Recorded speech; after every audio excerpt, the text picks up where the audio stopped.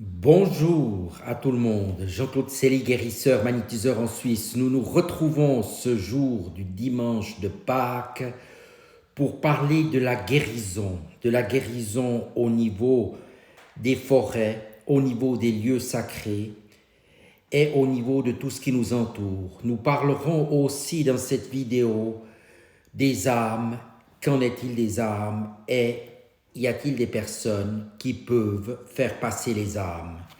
Tout un programme. Tout d'abord, n'oubliez pas de vous abonner à ma chaîne YouTube car cela me permet d'aller de l'avant et je vous en remercie. Merci aussi de liker ma vidéo ou de la partager. Et sous ces dernières, vous trouverez des liens utiles comme mon site internet ainsi qu'un numéro de téléphone pour me contacter. Sans plus tarder, nous allons parler de l'effet guérisseur des arbres et notamment quelques astuces pratiques pour renforcer son système immunitaire en forêt.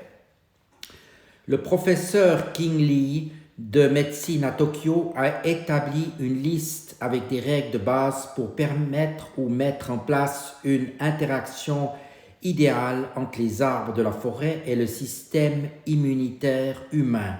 Le professeur Lee compte parmi les grands spécialistes de la médecine de la forêt et il conseille de rester au moins 2 heures dans la région forestière et marcher environ 2,5 km. Si vous avez 4 heures devant vous, marchez pendant environ 4 km pour renforcer vos défenses naturelles comme les cellules tueuses et les protéines anticancérigènes de façon durable. Il est recommandé de séjourner 3 jours de suite dans une région forestière.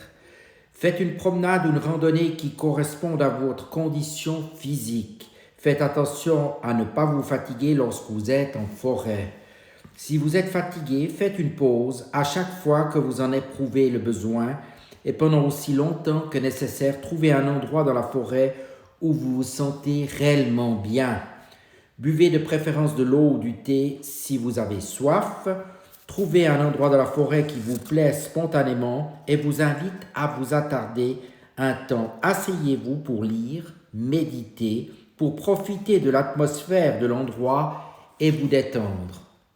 Le professeur Lee recommande de passer de 2 à 3 jours par mois dans une région forestière pour maintenir votre taux en cellules tueuses naturelles et en protéines anticancérigènes élevés de façon durable et il vous conseille de vous promener au moins 4 heures par jour en forêt. J'ajoute ces conseils que je trouve utiles à ceux du professeur de Tokyo. Le taux de terpènes anticancérigènes qui se trouve dans la forêt change au cours des saisons. Il est plus haut en été et plus bas en hiver. Il augmente rapidement en avril et en mai et atteint son taux le plus élevé en juin et en août. C'est dans ces mois que votre système immunitaire peut en absorber le plus. On trouve le plus de terpènes dans le cœur de la forêt. C'est là qu'il y a le plus d'arbres et que les feuilles et les aiguilles sont les plus riches. La densité des arbres empêche la substance gazeuse de s'échapper. Il est donc recommandé de s'enfoncer dans la forêt et de ne pas rester seulement à la lisière. Il y a beaucoup de terpènes lorsque le temps est humide, par exemple après une averse ou lorsqu'il y a du brouillard. Nous ne nous trompons donc pas lorsqu'on pense qu'une promenade nous fait du bien après une pluie. On trouve le plus de terpènes anticancérigènes au sol et dans la zone à proximité du sol où nous bougeons, nous les humains. Plus haut, ce sont les rayons ultraviolets de la lumière du soleil qui détruisent certaines des substances qui traversent le toit des feuilles.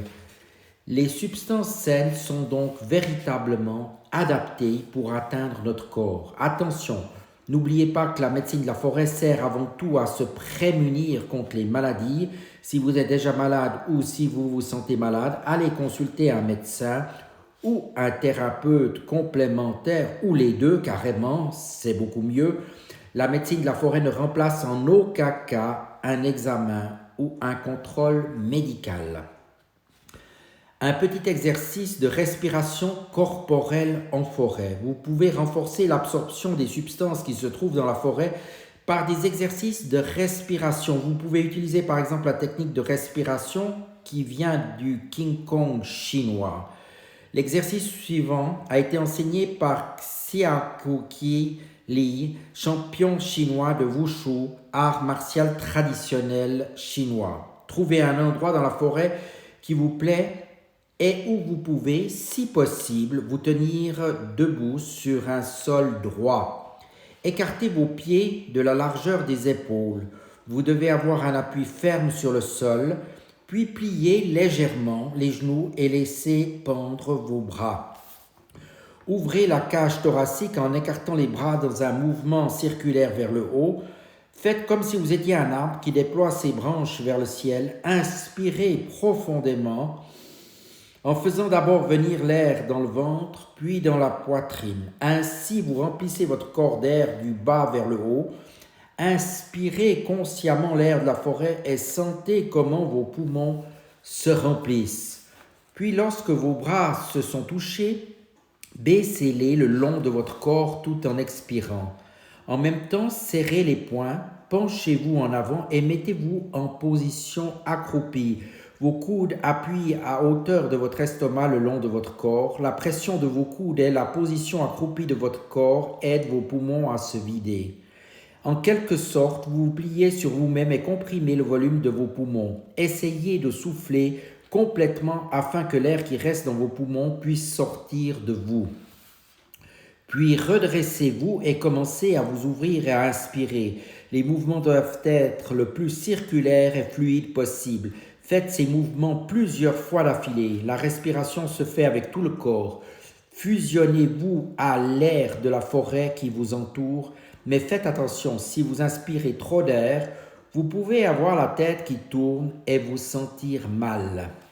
Cet exercice vous permet d'inspirer l'air sain de la forêt de façon intensive et d'expirer l'air pollué de façon consciente. Vous ressentirez à quel point cet exercice vous fait du bien physiquement, en particulier si vous fumez ou si vous venez d'une ville remplie de gaz d'échappement. D'après le Qing Gong, vous ne prenez pas seulement l'air de la forêt, mais également le qi de la nature, l'énergie de la vie, et vous vous débarrassez du qi usé. La forêt n'est-elle pas l'endroit où l'énergie de vie est la plus pure et grouille d'une vie intense? Hildegard de Bingen a parlé de l'énergie verte. Bien sûr, vous n'êtes pas obligé d'adhérer à cette philosophie extrême orientale pour profiter des effets de l'exercice. Inspirer les terpènes anticancérigènes n'a rien à voir avec les convictions religieuses. Cela se mesure par des méthodes scientifiques. Essayez. Nous avons appris à apprécier les exercices et à ressentir leurs effets bénéfiques. Et pour ma part, je les fais quasiment à chaque fois que je me trouve en forêt. Voilà, ces quelques conseils utiles quand vous vous trouvez en forêt. Maintenant, nous allons nous relier toujours sous le signe de la guérison à Monument Valley. Le vent vous apporte la guérison.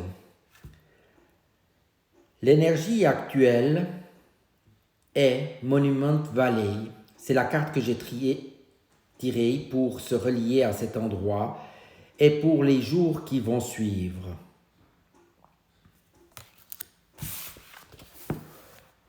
Le vent donc vous apporte la guérison. Sur le plateau du Colorado, dans le Grand Ouest américain, s'érige la Monument Valley. Dans cette plaine aride se dressent d'immenses pitons de roches rouges sculptés par le vent et la pluie. Cette terre Navajo est nourrie d'une spiritualité guérisseuse fondée sur l'harmonie avec la nature et le temps. Sur ce territoire où le vent est le maître purificateur, aucune empreinte ne demeure et toute velléité de dominer la matière et le temps se dissipe. Alors apparaît la guérison. Voilà un précieux principe enseigné par la sagesse Navajo à celui qui traverse ces terres. Cette carte vous propose une voie de guérison totale. Y a-t-il des espaces physiques ou psychiques de votre être qui ont besoin d'être guéris? Vous êtes guidé dans l'appréhension non duelle de la matière et du temps. dont la pleine acceptation rétablira une harmonie bienfaisante dans tout votre être. Nous allons faire maintenant une petite visualisation. Vous voici sur une route panoramique faite de terre et de sable. Devant vous s'ouvre la vallée des Roches Rouges, Monument Valley. Vous êtes accompagné par votre guide en territoire Navajo. Le vent souffle fort, faisant virevolter le sable ainsi que de petites boules d'herbe sèches. Au milieu des plaines arides, au fur et à mesure de votre avancée, le paysage se fait grandiose et à l'approche des formations rocheuses. Ces monolithes sculptés par l'érosion vous attirent aussitôt dans un univers étrange où tout semble honorer la force des éléments. Le vent balaye tout sur son passage. Vous comprenez comment les formes de cet endroit ont pu se dessiner. Dans cette grande plaine désertique, le vent fouette aussi votre visage. Il vous semble que rien n'échappe à ce puissant souffle gardien de cette terre, purifiant tout ce qui s'y trouve et dissipant tout tourment physique et psychique. Les pieds dans la poussière de sable, vous réalisez que chacune de vos traces s'efface. Votre rapport à la temporalité se dissout doucement. Ici, il vous est impossible de maîtriser la matière. La spiritualité Navajo est fondée sur le rapport des êtres à la nature, à la beauté et à l'harmonie avec le vivant. Votre guide vous raconte qu'un processus traditionnel de guérison Navajo consiste à renoncer au contrôle de la matière et du temps. Aussi, lorsque le patient accepte de s'abandonner avec une pleine confiance à un ordre harmonieux et bienveillant, sa guérison est totale. Vous ressentez pleinement la sagesse de cette vision et comprenez le sens de votre venue sur ce site en constant mouvement où l'éphémère est mère de la purification, du renouveau et de l'harmonie. Vous repartez de Monument Valley, le corps et l'esprit allégés et purifiés. Nous allons faire maintenant un petit rituel inspiré du vent guérisseur de Monument Valley. Je me place à l'extérieur dans un endroit où je ressens l'air ou le vent sur mon visage et mon corps. Je me concentre sur une partie de mon être qui a besoin d'être guérie psychiquement ou physiquement. Je visualise Monument Valley sculpté par les éléments et je prends conscience que rien ne demeure, tout se dissipe. Je regarde mon environnement et porte mon attention sur une chose en mouvement dont la trace disparaît aussitôt. Je me concentre sur la partie en moi qui a besoin d'être guérie et la laisse se purifier par le vent qui souffle sur mon corps. J'accepte de ne pas avoir nécessairement de prise ni sur le temps ni sur la matière. Je fais confiance à la bienveillance de l'univers à mon égard. Alors je peux me sentir sur la voie de la pleine guérison. Nous nous trouvons maintenant tous sur la voie de la pleine guérison. Que cette guérison vous emplisse maintenant, vous tous, et que vous soyez guéris de tous vos maux. Que cela vous aide à aller de l'avant et vous permette de purifier tout ce que vous avez à purifier et de guérir tout ce que vous avez à guérir.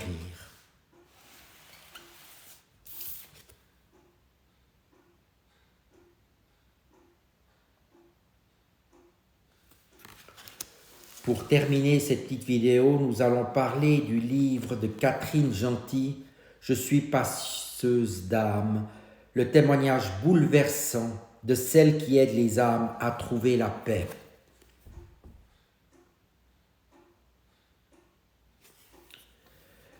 Catherine Gentil est médium et passeuse d'âme. Elle lève le voile pour la première fois dans ce livre sur sa mission de vie et ses expériences les plus singulières.